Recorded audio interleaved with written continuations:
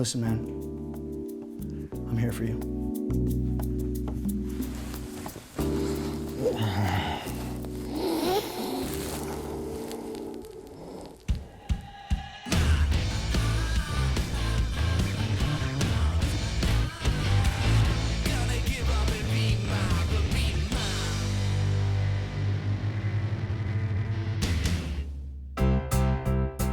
Senses are the very fiber of our existence and help us to forge a relationship with our environment. While our bodies are capable of detecting many senses, including balance, temperature, and pain, the most commonly mentioned are sight, sound, touch, and smell. That smells so good. But the one we all really enjoy using is taste, and there's no sweeter place than the Jelly Belly factory in Fairfield, California. With over 100 different flavors, Jelly Belly has become one of America's tastiest treats. So, to get a sense of how these little beans are born, just talk to Vice President of Operations and Distribution, Jeff Brown. For us, taste is everything. We want you to pop that bean in your mouth and just hit a wow. The difference between us and a regular jelly bean is we flavor the center of the bean as well as the shell of the bean with real purees. So when you pop that in, it tastes like the real thing. The beauty isn't only skin deep. That's right. It's what's on the inside. In the core. Millions of beans pump through the factory every day, with countless hours going into developing each flavor. This is where those taste buds are activated and beans are compared to their real-life counterparts in the R&D kitchen. That tastes like a pear. Right. So we're gonna do popcorn. I feel like we're watching a movie. I like this part. Yeah. This is good. Oh yeah, that brings me back to being in a sleeping bag in front of the television, having a slumber party at my house, and that was about a week ago. I'm surprised you didn't come up with the obvious choice of having me try a banana flavored bean. We're gonna have you make your own. And with Jeff being the Laverne to my Shirley, we're off to make bean-shaped bananas, starting with the core. What's in this syrup? Just a corn syrup, water, sugar. Please turn it off. All systems are off. This is the banana puree. Yes. I'm sorry to do this to you guys. Burr, burr, burr, burr, burr, burr, burr, burr, burr. What's next, Sonny? This is banana flavor. Now we add the color. We want to make sure that whatever sample I take out of here matches the coloring of these ones. Exactly. Is that good? Perfect. Now what do we do? We have to call on the intercom down to the mogul. Hello, Mogul. This is Johnny Bananas. We just mixed the ingredients. Side 2 is ready.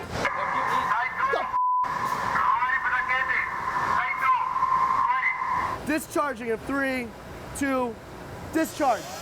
It's going down. The liquid core is drained into a machine that creates the unmistakable bean shape. It almost looks like they're being printed.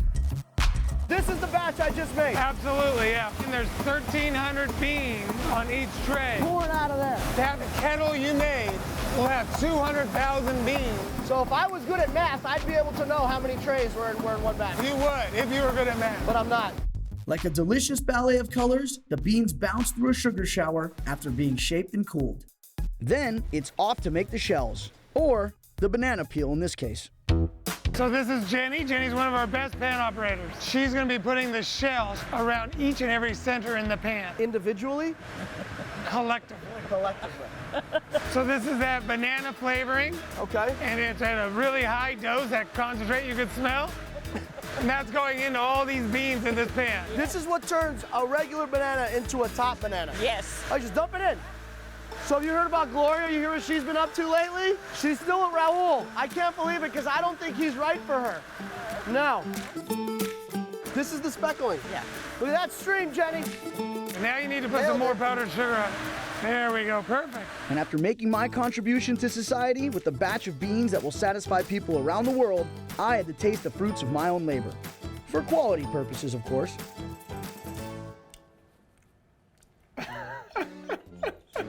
That's not top banana, is it? What? That is god awful, dude. You've now been bean boozled, my friend. What is this? That is pencil shavings. All right, so here is what you made up in the factory today. All right, here it comes.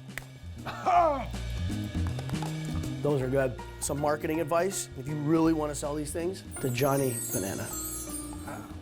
It'll sell itself. And given the fact that today's adventure was supposed to be all about the palate, My taste buds have been on nothing short of a roller coaster. You know, anytime you guys need help down on the floor, I'm there. I'll take the free labor. I'll take the free jelly beans.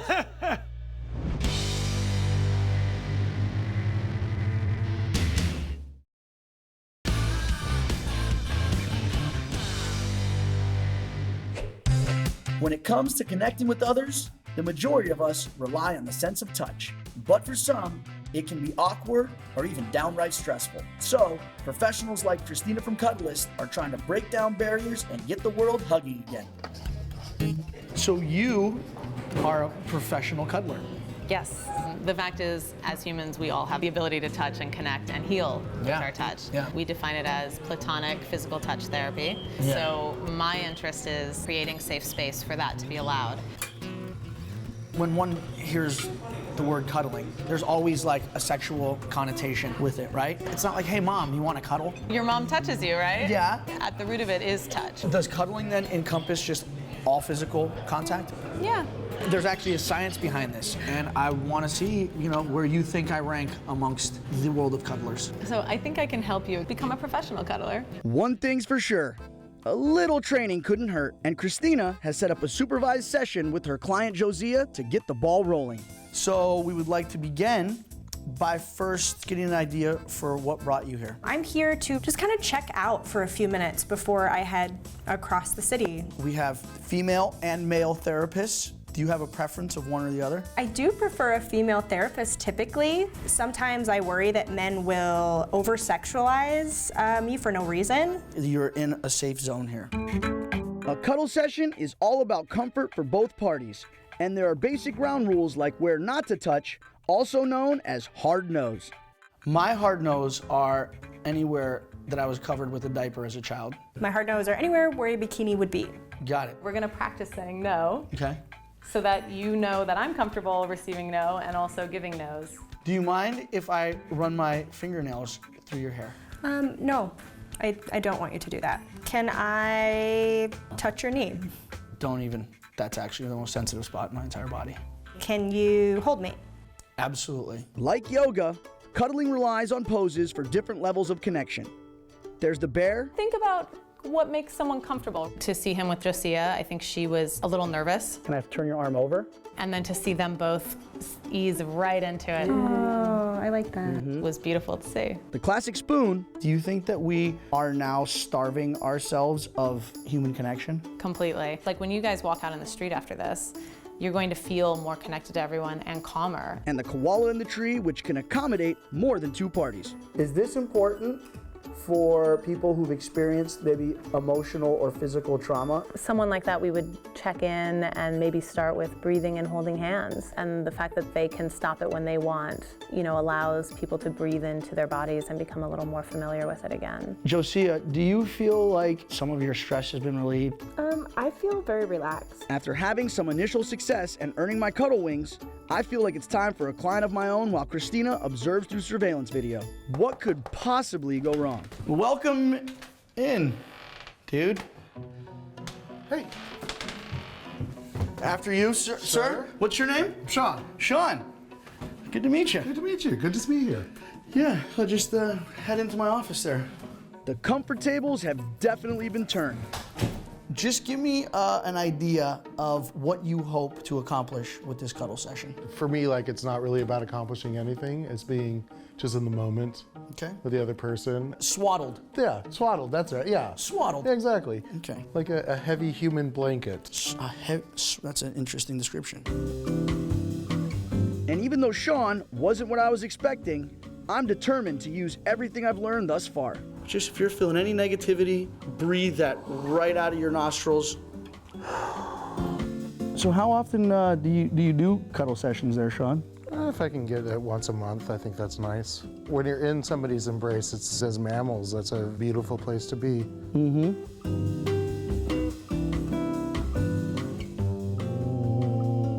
While there was hesitation or fear, I think he learned a lot. He did a great job by the end, you know. Of course he was nervous. I mean, anyone would be their first time. Once you strip down the surface and you take the uncomfortableness away from it, that just makes it a human experience. Hi, guys. Hey, girl. Well, I took a few notes. I feel like your tone of voice could be more inviting in this sense of, I'm here to create this safe space for you. You negotiated a really comfortable blanket position, right? It's not something we're used to, Exactly. right? So we're doing something new, something And the challenging. longer we were there challenging it, the less weird it got. After the 2 cuddle sessions that I had with Josiah and Sean, I feel like I am full of energy, love, and human connection. I think now that we've taken some of the taboo-ness out of it, you know, I think we can. Look at this. Come here. Group hug, guys. Was that as good for you guys as it was for me? It was great.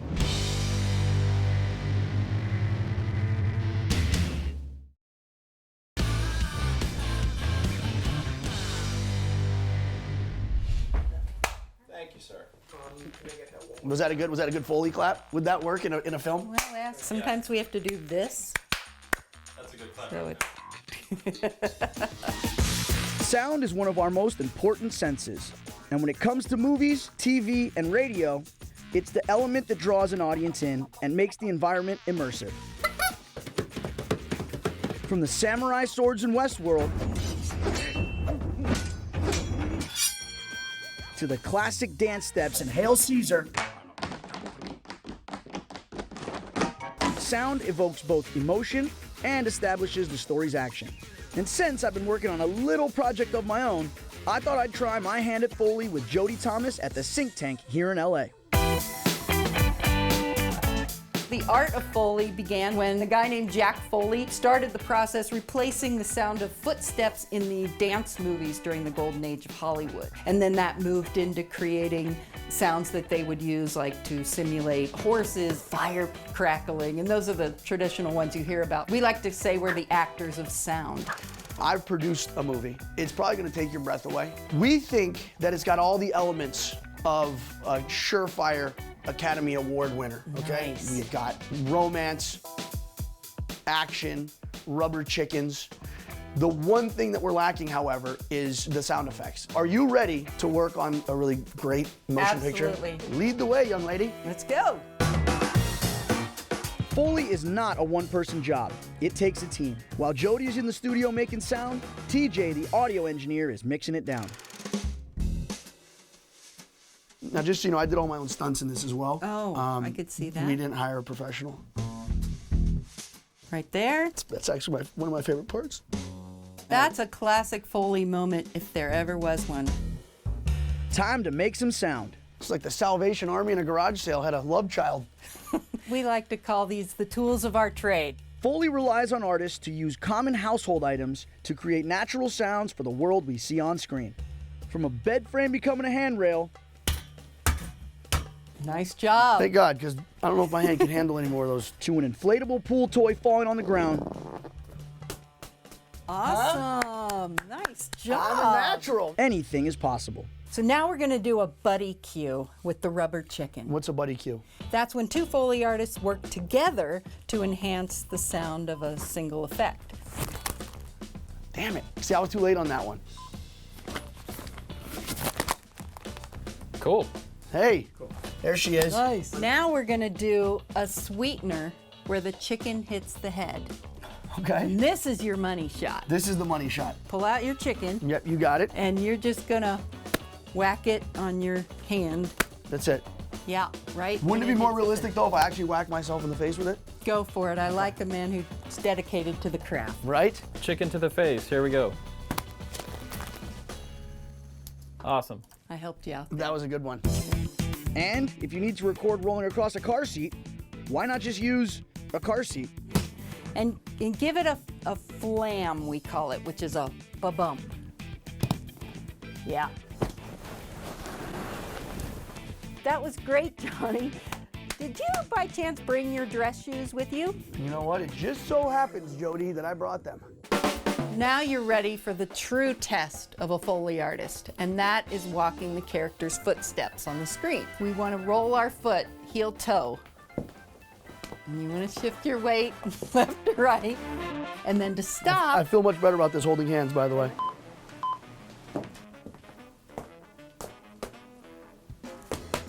Nice. Huh?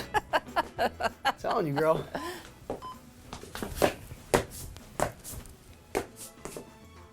Awesome. Nice. Yeah. There you go. You're a quick learner.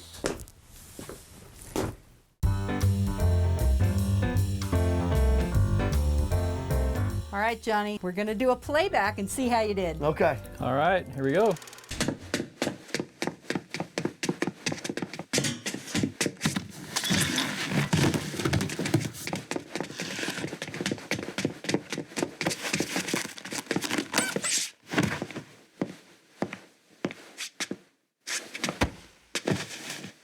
That's for Leroy. Nice. Yes, yes, we did it. After that, I better get used to holding one of these, okay? And I think I speak for everyone in the room when I say we've got an absolute masterpiece on our hands. All we really need to worry about is distribution, and I'm hoping you can help me with that.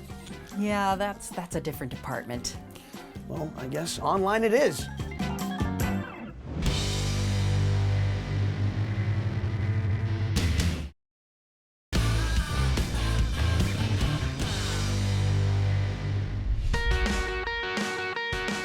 The sense of smell is powerful.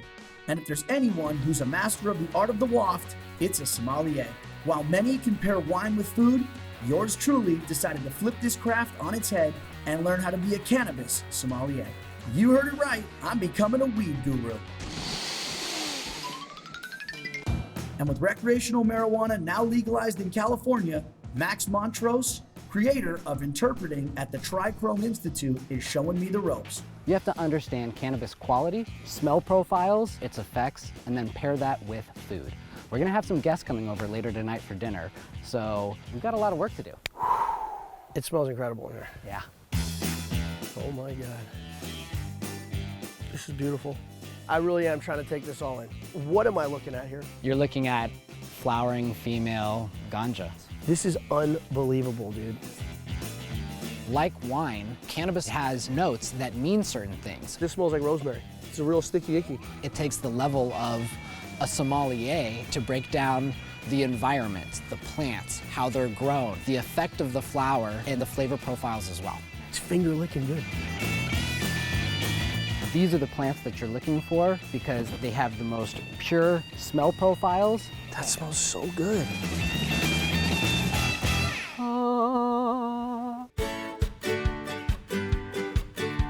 So in order for us to be a cannabis sommelier, you have to understand some of these technical scent properties. I actually like this. That's disgusting. I was a little worried at first. Lemon. Lime. This smells good. Yeah, it smells gross too. You're failing. I'm terrible at this. But through the training process, he was able to nail it on the head each time. You know what I picture when I smell this? Uh-huh. Darkness. Yes. Would it be fair to say that this one's more dank smelling? Yes. Wow. Now you're smelling. Piney, leathery, honey. You have got this. Hey, give it up. What's next? Do you feel like you're ready to kind of dream up a menu? I think I'm up for the challenge. This is definitely going to take lots more training in the future, but I think he's going to be able to crush this dinner tonight. Let's start off with the first course. It's salad, it's light. I got a hint of some citrusy notes in there. I'd say we'd go Cotton Eye Jack with the salad. For the second course, the meat, heavy. Potatoes, heavy. Woo, buddy. We're gonna go with the true OG on this one. Deep, dark, rich. Okay, so on to the dessert. The honey, the flowers, some floral notes. It's complex. I think that the Whitaker Blue would be a smoking good option for this dessert. Fine choice, sir. Our guests are going to be arriving pretty soon. You ready to serve them this evening? I'm gonna put my party dress on. What makes me nervous is I'm going to be serving people who are all experts in cannabis, and I'm no expert. My name is Johnny Bananas. In addition to being your handsome waiter this evening, I will also be your cannabis sommelier. This is our first course. This is our Cotton Eye Jack strain. Because this is the first dish and it is light, there are citrus notes in it. Ladies and gentlemen, dig in. It's very lemony, and to have that with something light and citrusy, good combo. They all seem to really be enjoying it, but they could just be humoring me at this point. This is our second course. Paired with this is very dense, very compact. Bon appetit. I think that's spot on. That is awesome. This is the final course, my final chance to impress. I got a cannabis that has the fruit. We got the honey, Whitaker Blue. Enjoy your dessert. I think this is the best pairing of the three. I'm getting berry notes. I'm enjoying the honey flavors along with the honey creamy scent of the bud. How is our final course? The pairing was excellent on this one. I think Johnny did a really great job the entire dinner, his presentation, and he crushed it. I went from a high school level cannabis novice to a professional cannabis sommelier in one day. All right. If you know. There you go. Just imagine what I could do in 2 days. A wise man once said, you have to lose your mind to come to your senses. And my friends, this journey has allowed me to do both. And even though we didn't explore sight, you just did while watching the show. Now that's what I call interactive. See you next time.